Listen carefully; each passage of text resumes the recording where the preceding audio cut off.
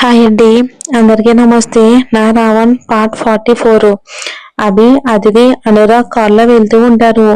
బయట వాతావరణం చల్లగా ఉంటుంది. సన్నగా వర్షం పడుతూ ఉంటే అతిథి కారు విండో ఓపెన్ చేసి లోపల పడుతున్న నీటి తుంపలతో ఆడుతూ అనురాగ్ మీద విసురుతూ ఎంజాయ్ చేస్తూ ఉంటుంది. అనురాగ్ గట్టిగా నవ్వుతూ ఉంటాడు. మనసులో, ఇప్పుడు నాగేంద్ర గారికి ఏమైనా అయితే దానికి కారణం నేనే అవుతానా? నా అర్థం లేని పంతంతో నేను అతిథి లైఫ్ ని కాంప్లికేటెడ్ చేసేసానా? ఏమీ అర్థం కావట్లేదు. అతిథి నాగేంద్ర గారి పరిస్థితి చూసి తట్టుకోగలదా అని ఆలోచిస్తూ ఉండిపోతాడు. అతిథి అభియని గట్టిగా అరిచి కళ్ళు మూసుకుంటుంది. బయట సడన్ గా పెరిగిన గాలికి పెద్ద చెట్టు దారికి అడ్డంగా పడిపోతుంది. కారు ఆపేస్తాడు.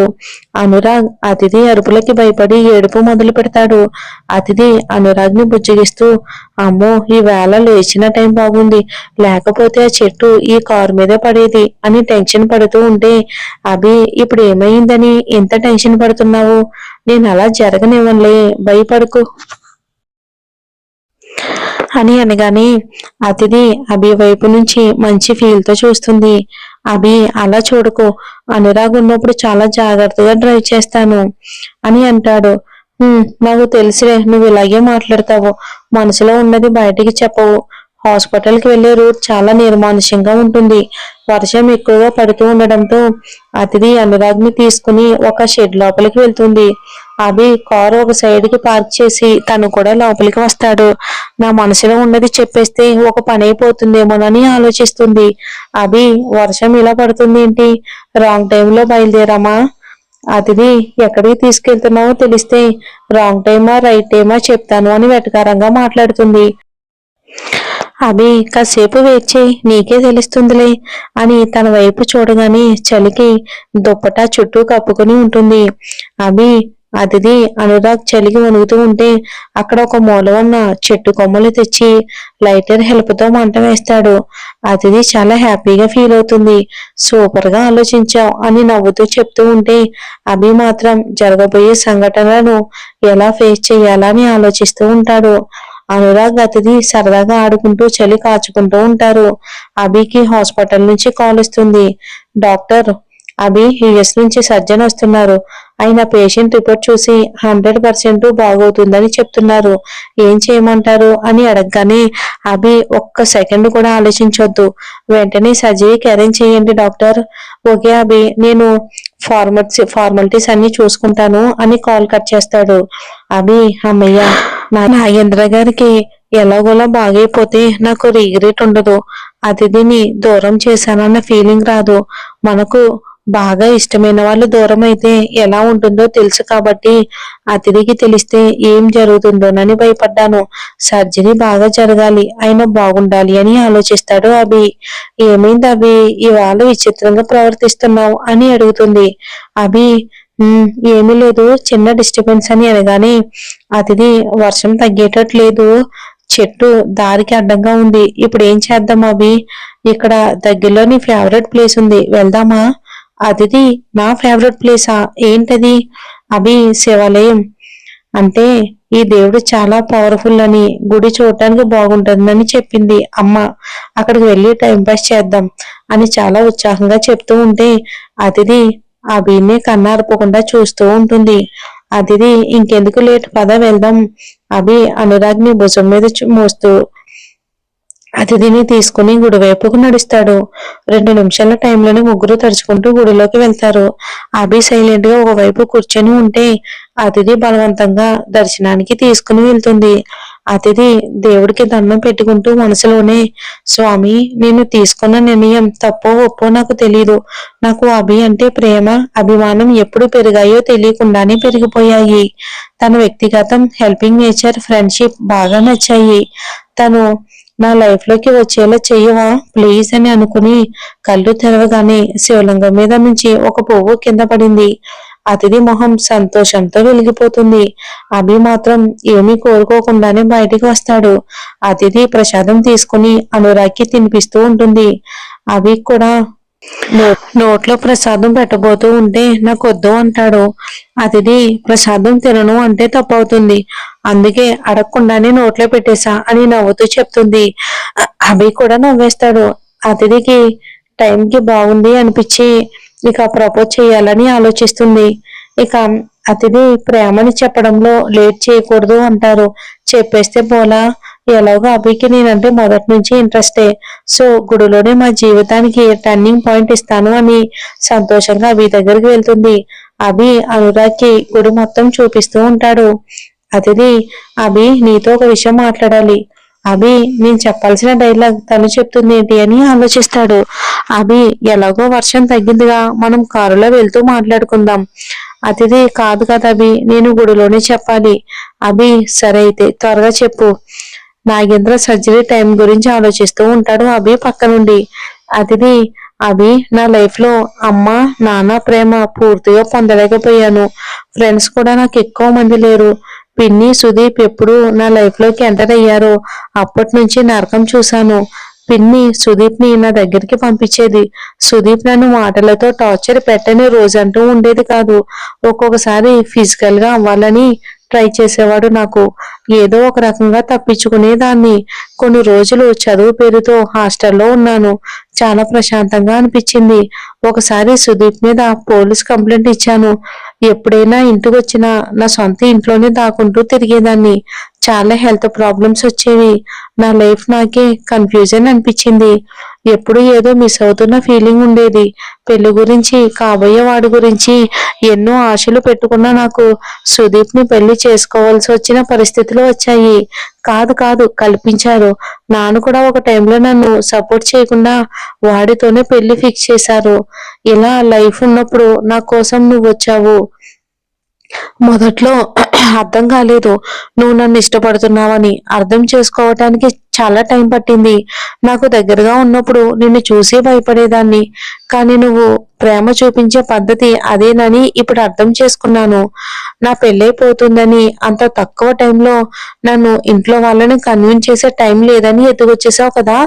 ఎంత ప్రేమించకపోతే నా మీద ఎంత కేర్ చూపిస్తావో. ఇలాంటి ప్రేమని ఎవ్వరూ కాదనుకోరు. అభి, ఫైనల్ గా నేను చెప్పేది ఏంటంటే నాకే తెలియనంత ఎక్కువగా నిన్ను నేను ప్రేమిస్తున్నాను. I'm in love with you. నువ్వు కూడా నన్ను లవ్ చేస్తున్నావని తెలుసు. నీ నోటితో చెప్తే వినాలని ఉంది అని సిగ్గుపడుతూ అభి వైపు చూస్తుంది. అభి ఫుల్ గా షాక్ లో ఉంటాడు. కాసేపు ఏమీ మాట్లాడు. పాకెట్ లో నుంచి సిగరెట్ తీసి వెలిగించి ఫాస్ట్ గా దొమ్ము కొడుతూ ఉంటాడు. అతిథి, అభి ఇది గుడి ఆవరణ అని అంటూ ఉండగానే అభి అనురాగ్ని ఎత్తుకుని కార్ దగ్గరికి వెళ్ళిపోతాడు. అభి రియాక్ట్ అవ్వకుండా వెళ్ళిపోవడం చూసి అతిథి చాలా డిసప్పాయింట్ అవుతుంది. తను కూడా వాళ్ళ వెనకాలే వెళ్తుంది. అభి కారుని డైరెక్ట్ గా ఇంటి వైపుకు తీసుకెళ్తాడు. అతిథి అనురాగ్ని తీసుకుని కారు దిగి అభితో ఏదో మాట్లాడబోయే లోపే అభి కార్ స్టార్ట్ చేసుకుని వెళ్ళిపోతాడు. అతిథి, నేను నా ఫీలింగ్స్ గురించి, నా లైఫ్ గురించి అంత చెప్తే ఏమీ వినట్టు అలా వెళ్ళిపోతాడేంటి? కొంప తీసి నేనంటే ఇష్టం లేదని చెప్తాడా? నో నో, అలా చెప్పడులే. తన కళ్ళల్లో నా మీద ప్రేమ ఇప్పటికీ కనబడుతుంది. ఏదైనా అర్జెంట్ వర్క్ గుర్తొచ్చి ఉంటుంది. త్వరగా రా అబ్బి, నీకు ఇంకొక సర్ప్రైజ్ ఇస్తాను అని అనుకుంటూ లోపలికి వెళ్ళిపోతుంది తను. ఇక హాస్పిటల్లో సరోజ, వర్ష, సుదీప్ మాట్లాడుకుంటూ ఉంటారు. సరోజ, ఏంటోరా రోజు గొడవ పడడమే. మీ బావ ఇలా హాస్పిటల్లో ఉంటే చూడలేకపోతున్నాను. నాకెంత పేరుందో అని ఓ తెగ కబుర్లు చెప్తావు. ఏమైనా పనికొస్తావేరా? ఆయన్ని బయటికి తీసుకురా. మూసుకుపోయినట్టున్నాయి నీ కళ్ళు. ఉదయం నుంచి సాయంత్రం వరకు మీ ఆయన కోసమే కాళ్ళు అరిగేలా తిరిగి వస్తున్నా. నేను జైల్లో నుంచి బయటకు తీసుకురాగలను కానీ హాస్పిటల్లో నుంచి కాదు. వర్ష, అలా తిరిగితే ఏమొస్తుంది మామా? వాళ్ళే చూసుకుంటారు. ఇది మా బావ హాస్పిటల్ అంట, వైద్యం మొత్తం ఫ్రీ. సుదీప్, ఆహా, ట్రీట్మెంట్ ఫ్రీ అని బిల్డింగ్ ఎక్కి దూకేస్తావా ఏంటి? వర్ష, చాలేరా వీడికేం తక్కువ లేదు అని వెక్కిరిస్తూ ఉంటుంది. సరోజ, ఒరే మీ బావ బ్రతుకుతాడా? అసలు వీలునామా రాసి పెట్టాడో లేదో అని బాధపడుతూ ఉంటే వర్ష తల బాదుకుంటుంది. సుదీప్, అబ్బో మీ ఆయన మరి అంబానీ అంత లేదు, వీళ్ళ నాన్న రాసేటన్న ఆస్తులు బావకి లేవులే. వాళ్ళ నాన్న ఆస్తులన్నీ అనుభవిస్తున్నాడు అంతే. నేనే సొంతంగా పైకొచ్చాను. మీ ఆయన కన్నా నేనే నయ్యం అని వెటకారంగా నవ్వుతాడు. సరోజ, రే, ఆయన డబ్బులతోనే కదా నువ్వు చదువుకుంది, కొంచెమైనా కృతజ్ఞత లేని మనిషివేరా నువ్వు అని అనగానే వర్ష, మీ ఆయన మన గురించి ఎప్పుడు ఆలోచించాడు గనక వీళ్ళు నమ్మలేదు, ఏమీ లేదు. మనం అతిథి గారి పాదాల దగ్గర పడి ఉండాల్సిందే అని సీరియస్ గా ఉంటుంది. సరోజ, అంత దూరం రాకూడదు. వచ్చిందో చాలా దుర్భర జీవితం అయిపోతుంది. డాక్టర్ వచ్చి సరోజతో కొన్ని ఫార్మాలిటీస్ కంప్లీట్ చేయిస్తాడు. సరోజ, డాక్టర్, మా ఆయనకి ఎలా ఉంది డాక్టర్? చూడండి, అభి సార్ మీ మీద స్పెషల్ ఇంట్రెస్ట్ చూపిస్తున్నాడు కాబట్టి మీకు ఈ ట్రీట్మెంట్ ఎంత ఫాస్ట్ గా జరుగుతుంది. సర్జరీకి కూడా ఏర్పాట్లన్నీ అయిపోయాయి. ఆయనకి బాగానే ఉంది అని చెప్పి వెళ్ళిపోతాడు. అని నిహాస్ వైపు చూసి, మీ అన్నయ్యకి థ్యాంక్ యూ చెప్పు బాబు అంటుంది. వర్ష, అయితే నిహాష్ కన్నా అభిలాష్ బాగా ఫేమస్ అన్నమాట. సిటీలోనే కాకుండా ఫారెన్ డాక్టర్లు కూడా రియాక్ట్ అవుతున్నారు. అందుకే మా అత్త ఆయన్ని నెత్తిన పెట్టుకుంటుంది అని ఆలోచిస్తుంది. నిహాష్, ఇంకా మావయ్యకి డేంజర్ ఉండదు. ఇప్పుడు వచ్చిన స్పెషలిస్ట్ సర్జరీ చేసి సక్సెస్ అవడంలో టాప్ లో ఉంటాడు. ఫీజు ఎంతో మీరు ఊహించలేరు అని అనగానే సరోజ, ఎలాగోలా మీ మావయ్యకి బాగైపోతే చాలు నిహాస్, మాకు పెద్ద దిక్కు లేకుండా పోతే బ్రతకలేను అంటుంది. సుదీప్, అక్కయ్య పర్ఫార్మెన్స్ చూడలేకపోతున్నాం రా బాబు. ఇక్కడ నుంచి బయటికి వెళ్ళి ఒక పెగ్ వేసుకుని ఉంటేనే గాని తలనొప్పి తగ్గదు అని బయటికి వెళ్ళిపోతాడు సుదీప్. నిహాష్ వర్ష సర్జరీ ఎప్పుడు మొదలు పెడతారా అని ఎదురు చూస్తూ ఉంటారు. అభి హాస్పిటల్ కి వచ్చి స్ట్రైట్ గా యుఎస్ నుంచి వచ్చిన డాక్టర్ ని కలిసి మాట్లాడతాడు. నాగేంద్ర తనకు చాలా ముఖ్యమని, జాగ్రత్తగా డీల్ చేయమని ఇన్స్ట్రక్షన్స్ ఇస్తాడు. అభి మాట్లాడుతున్నంతసేపు తమ మైండ్ లో అతిథి మాటలే రన్ అవుతూ ఉంటాయి. ఏం చెయ్యాలో అర్థం కాక తల పట్టుకుంటాడు. అభి డాక్టర్ రూమ్ లో కూర్చొని ఉంటే నిహాష్ వస్తాడు. నిహాష్, మా మామయ్యని చాలా బాగా చూసుకుంటున్నారు, చాలా థ్యాంక్ యూ అని చెప్పి వర్షాన్ని లోపలికి పిలుస్తాడు. వర్ష, నమస్కారం బావగారు, నా పేరు వర్ష, నిహాష్ వైఫ్ ని. నాగేంద్ర గారు మా నాన్న. మీరు మా నాన్న కోసం చేస్తున్న హెల్ప్ మర్చిపోలేమండి. మా ఫ్యామిలీ మొత్తం మీకు రుణపడి ఉంటామని అనగానే అభి, మా అమ్మ కేర్ తీసుకోమని కాల్ చేసింది. నేను మా అమ్మ గురించి చేస్తున్నాను. వర్ష, అలాగే బావగారు అని బయటికి వెళ్ళిపోతుంది. నిహాష్ అభి వైపు చూస్తూ బయటికి వెళ్ళిపోతూ ఉంటే, అభి, నిహాష్, నువ్వు కొత్తగా బిజినెస్ పెట్టాలని చూస్తున్నావంట. వద్దు నిహాష్, చాలా రిస్క్ లో పడతావు. ఎంత సెక్యూరిటీ ఉన్నా కూడా కొన్నిసార్లు రిస్క్ మనమే ఫేస్ చేయాల్సి వస్తుంది. నువ్వు ఫేస్ చేయలేవు అని చెప్పగానే నిహాష్, నేను థ్యాంక్ యూ చెప్పడానికి మాత్రమే వచ్చాను, సలహాలు తీసుకోవడానికి కాదు. మీ అంత కాకపోయినా మాకు కూడా కొన్ని తెలివితేటలు ఉన్నాయి. నాన్న బిజినెస్ టేకప్ చేయటం నాకు ఇష్టం లేదు. నేను టెక్స్టైల్స్ వైపు వెళ్తున్నాను అనేసి బయటికి వచ్చేస్తాడు. అభి కూడా ఇంటికి బయలుదేరతాడు. అతిథిని ఎలా ఫేస్ చేయాలో కూడా అర్థం కాదు అభికి. మరి ఏం జరుగుతుందో వచ్చే ఎపిసోడ్ లో చూద్దాం.